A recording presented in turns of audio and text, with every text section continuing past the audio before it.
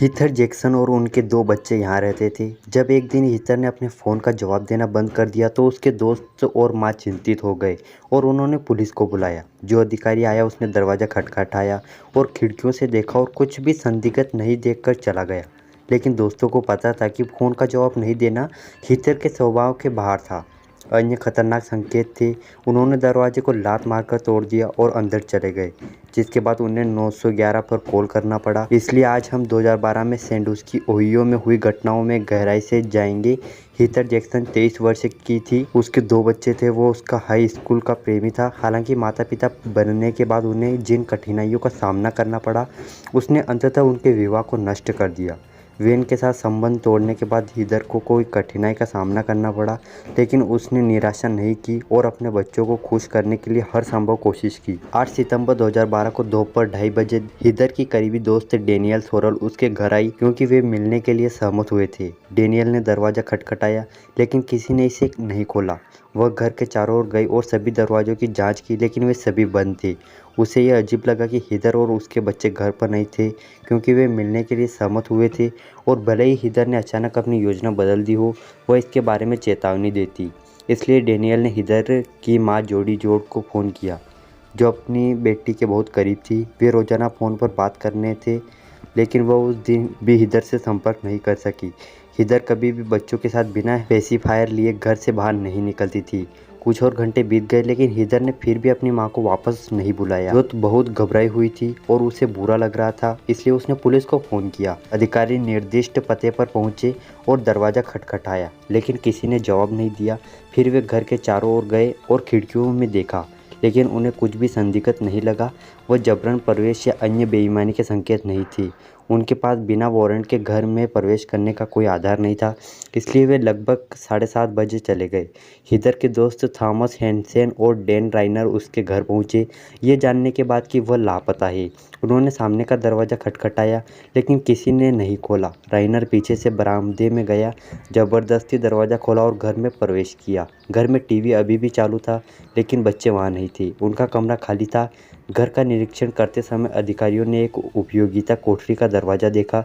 यह एकमात्र स्थान था जिसे उन्होंने अभी तक नहीं देखा था। सार्जेंट एरिक ग्रे बिल ने यह दरवाज़ा खोला तो उन्होंने कुछ चीज़ों के साथ ढेर किए गए बक्से देखे। इन बक्सों के पीछे देखने पर अधिकारी को हीथर के बच्चों के बेजान शरीर मिले। पुलिस ने तुरंत अपराध स्थल की घेराबंदी कर दी। स्थानीय पुलिस अधिकारियों को पहले कभी इतनी भयानक चीज़ का सामना नहीं करना पड़ा था। वे समझ नहीं पाए कि कोई इतना दुष्ट कैसे हो सकता है कि वह असहाय बच्चों की जान ले ले। फोरेंसिक जांच के परिणामों के बाद हीथर के परिवार और मित्र और भी अधिक तबाह हो गए। यह देखें कि अदालत के दस्तावेज क्या कहते हैं। लुकास काउंटी के डिप्टी कॉर्नर डॉक्टर ओएना स्कोला बार्नेट ने 3 पीड़ितों का शव परीक्षण इसे उसकी मृत्यु के समय या उसके आसपास ऐसे ही खुला रखे। डॉक्टर स्कोला बार्नेट ने गवाही दी कि वेन जैक्सन और सेलेना जैक्सन दोनों की मृत्यु भी लिक्चर स्ट्रुलाइजेशन से हुई थी। उन्होंने नोट किया कि सेलेना का अंडरवियर लटका हुआ था। यह दर्शाता है कि शरीर को फिर से तैयार किया गया था। सेलेना के पास भी उसकी मां के सामने एक गुदा फैलाव था। यह दर्शाता है कि मृत्यु के समय या उसके आसपास उसके मलाशय में कुछ था। आपराधिक जांच ब्यूरो की एक फोरेंसिक वैज्ञानिक जूली कॉक्स ने गवाही दी कि सेलेना जैक्सन से प्राप्त गुदा स्वैब पर वीर्य द्रव्य था। कॉक्स ने सेलेना जैक्सन के अंडरवियर में एक दाग भी देखा, इसलिए उन्होंने परीक्षण के लिए उस दाग वाले क्षेत्र को एक छोटा सा हिस्सा काट दिया और निर्धारित किया कि इसमें एक शुक्राणु कोशिका है। इसलिए पुलिस जल्द से जल्द घर से बहुत दूर स्थित था और अंधेरे की वजह से जांचकर्ताओं को वहाँ क्या हो रहा था इसका थोड़ा अंदाज़ा लगाने वाली एकमात्र चीज़ कार की हेडलाइन थी। उन्होंने देखा कि कार ड्राइववे में पीछे की ओर गई थी और कुछ समय के लिए वह खड़ी रही।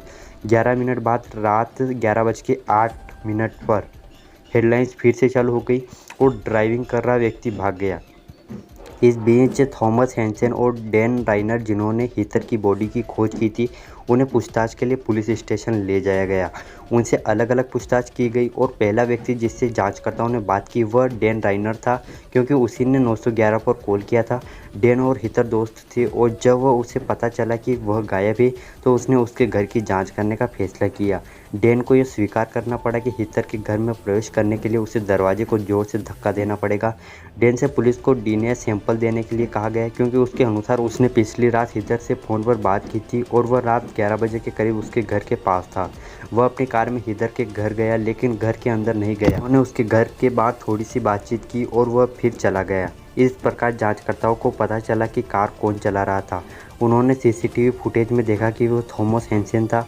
उसने यह भी कहा कि वह उस रात हीदर के घर में इसलिए नहीं गया क्योंकि वह अकेली नहीं थी। उसके घर में एक आदमी था जिसे हैंसेन जोश के नाम से जानता था।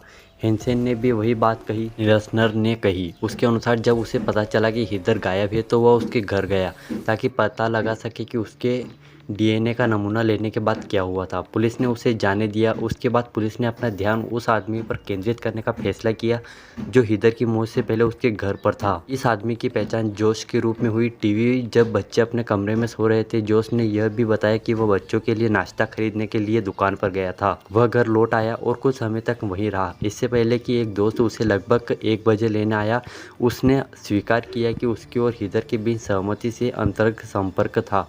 जांचकर्ता उस दुकान पर गए जहां जोश ने कहा कि उसने बच्चों के लिए नाश्ता खरीदा और सीसीटीवी फुटेज देखी। यह पता चला कि जोश सच कह रहा था।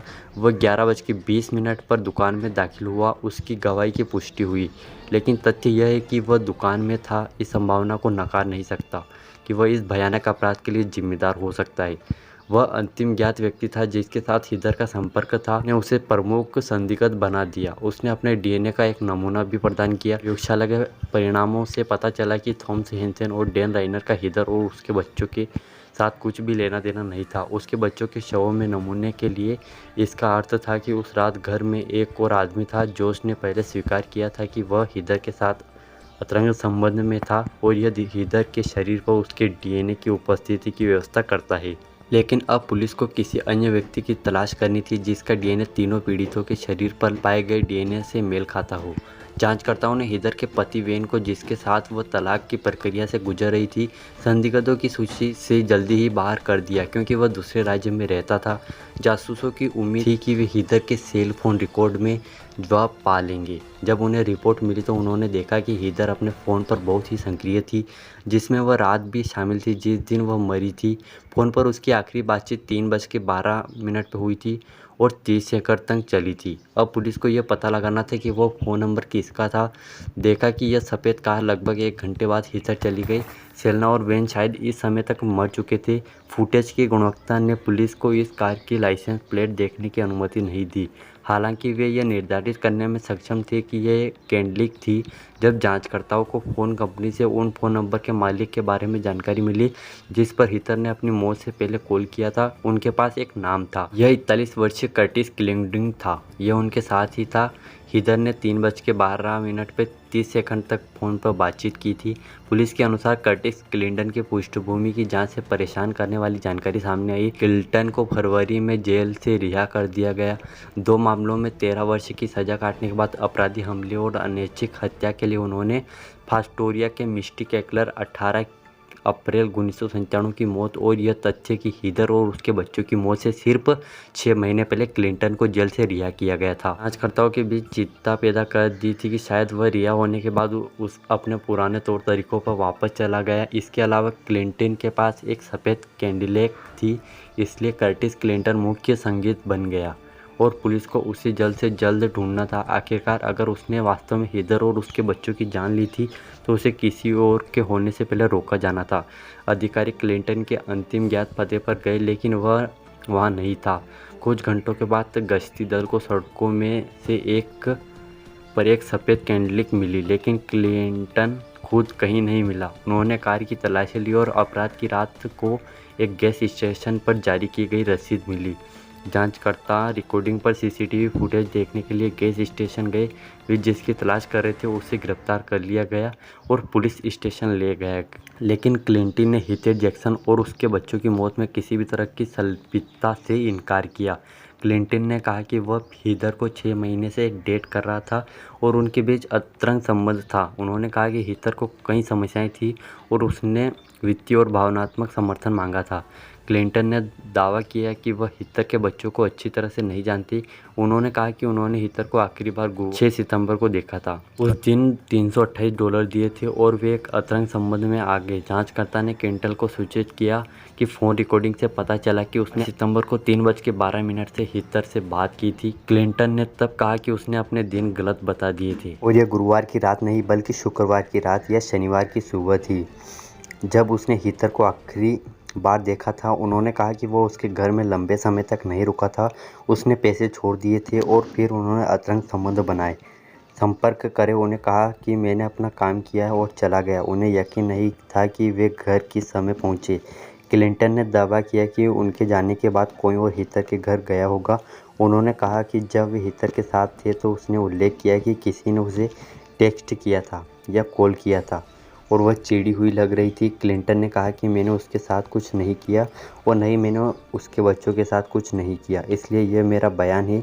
जब उन्हें बताया गया कि हितर के साथ संपर्क करने वाले अंतिम व्यक्ति थे, क्लिंटन ने कहा, मुझे ऐसा नहीं लगता, मुझे इसमें संदेह है, मुझे वास्तव में इसमें संदेह है। उन्होंने कहा कि अगर कुछ हुआ है तो मुझे याद नहीं है। उन्होंने बाद में दोहराया, मैंने कुछ नहीं किया। हालांकि परीक्षा ने इसके विपरीत संकेत दिया। तीनों पीड़ितों के शरीर पर डीएनए कर्टिस क्लिंटन का था, इसलिए उन्हें गिरफ्तार कर लिया गया और काउंटी जेल में रखा गया। हम सभी के पास ये समस्या है लेकिन हमने इससे निपटना सीख लिया है। उसने कहा कि हमें वास्तव में आपको अपनी दवा पर वापस जाने के लिए मजबूर करना चाहिए था। क्लिंटन ने जवाब दिया, मुझे लगा कि मैं इसको उबर चुकी हूँ, मुझे विश्वास ही नहीं होता है कि यह फिर कभी होगा। तब क्लिंटन ने कहा, मैं वहाँ जाऊँगी और दोषी होने या जो भी हो उसे स्वीकार करूंगी और उन्हें मेरे साथ जो करना है करने दूंगी। जांच के दौरान कर्टिस क्लिंटन पर कई आरोप लगाए गए। यह भी पता चला कि हितर और उसके बच्चों की मौत से 6 दिन पहले कर्टिस क्लिंटन ने एक 17 वर्षीय लड़की पर हमला किया जिसकी पहचान पुलिस ने उजागर नहीं की। उसने उसका गला घोट दिया और उसे अपने साथ अंतरंग संपर्क बनाने के लिए मजबूर किया। जब उसने जाने दिया वह अस्पताल गई और अस्पताल के डॉक्टर ने उसके शरीर में डीएनए नमूने लिए, जिसके कारण कर्टिस क्लिंटन उन्होंने पूर्वकल्पित पूर्वाग्रह के दावों को खारिज करते हुए कहा कि वर्तमान मामले में पूर्व परीक्षण प्रचार व्यापक और प्रतिवादी के लिए प्रतिकूल है। प्रचार इतना पूर्वग्रह नहीं है कि पाठक और दर्शक वास्तविक रूप में इसे नज़रअंदाज न करें। उन्होंने हितर, सेल्ना और वेन की जान लेने से संकोच नहीं किया।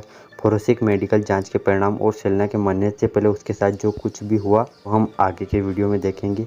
अगर ये कहानी अच्छी लग रही है तो हमें सब्सक्राइब करें और कमेंट में बताएं, हम इसका पार्ट 2 भी लाएंगे। जय हिंद, जय भारत।